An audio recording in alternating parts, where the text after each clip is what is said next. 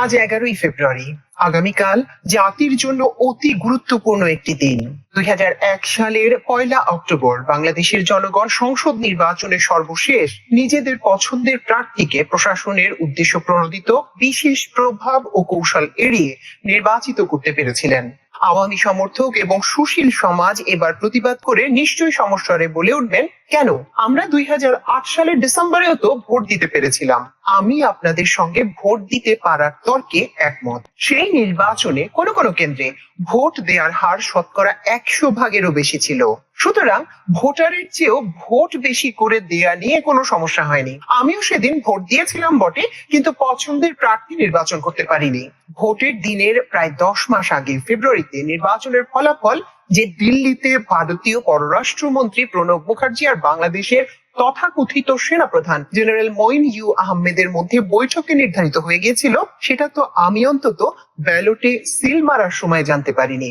যা হোক, সেই পূর্ব নির্ধারিত ভোটের কাফফারা আমাদের প্রায় 16 বছর ধরে দিতে হয়েছে। আজ যে ভোটারের বয়স 35 বছর, তার ভোটাধিকার 2008 সালের পর কেড়ে নেওয়া হয়েছিল।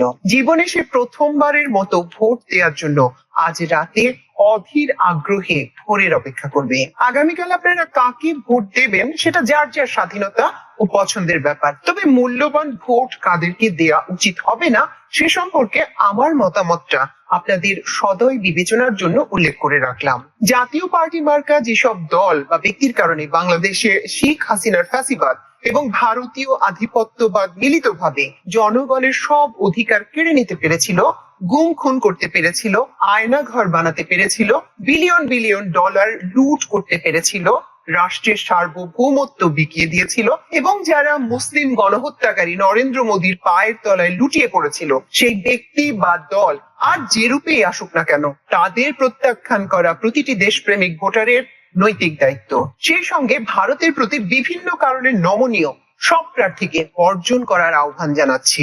এরা নির্বাচিত হলে দিল্লি নতুন করে হাসিনার আমলের মতো করে বাংলাদেশ দখলে নেওয়ার চেষ্টা চালাবে। সবসময় স্মরণে রাখবেন, বাংলাদেশকে দিল্লির রাডারে ফিরিয়ে নেওয়ার জন্য আমাদের সন্তানরা জীবন দেয়নি, তারা আপনাদের মুক্তি দিতে চেয়েছিল। আপনারা নিশ্চয়ই ভারতের কোনো দালালকে সংসদে এনে মহান জুলাই বিপ্লবকে অপমান করতে এবং পুনরায় পরাধীন হতে চাইবেন না।